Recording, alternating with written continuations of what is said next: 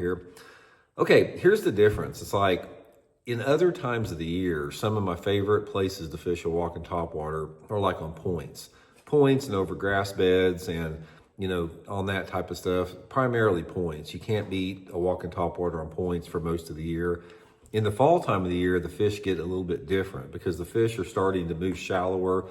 You've got a group of fish that are moving into shallow water to feed up before the winter months come in. And one of the things that I do different in the fall time of the year with the walking topwater is I just cover water in coves. Now this is a little bit different. Now one of the favorite things I like to do is I get into a large cove, and especially if it's a cove that you have some different little arms coming off in it, or even maybe even a small bay.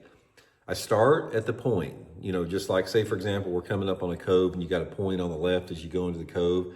I start on that point and I'll work my way all around the cove, all the way out to the right-hand side point coming out there.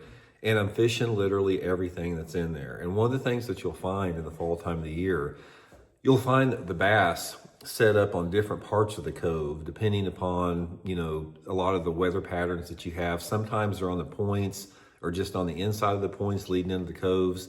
Sometimes not as much either, unless you have smallmouth. One of the things you'll find out about walking topwaters in the fall time of the year, if you have a lake that has a lot of smallmouth in it, the points can still be good. But if you don't have a lot of smallmouth in it, the points usually aren't as good. The coves are better. But so if I have a lake that's got smallmouth in it, start on the points and then I'll start working my way back in the cove. But what you're going to find is there's going to be certain sweet spots within those coves that the fish are using. Sometimes it's halfway back in the cove. Sometimes it's on a certain bank angle that you have in the cove. Sometimes it's in the very back of the cove.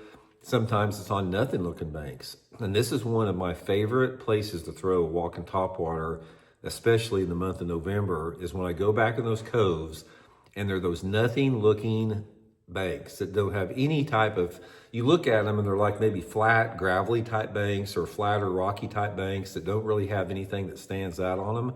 That's some of the best places you can catch them on. It's like, I don't know what it is about it, but I really like those flat nothing looking banks in the coves. Can be really, really good with that. The very, very extreme back ends of the coves can be good too. Just fan casting, even out in the middle of the back of those coves can be good. But the one thing that you're going to have to realize is once you figure out the type of bank that the fish are on, you have to use that in correlation with selecting the right color of the bait and the right retrieve on it. Now, retrieve during the fall time of the year, one of the things you're going to find is when that water temperature gets in the 60s,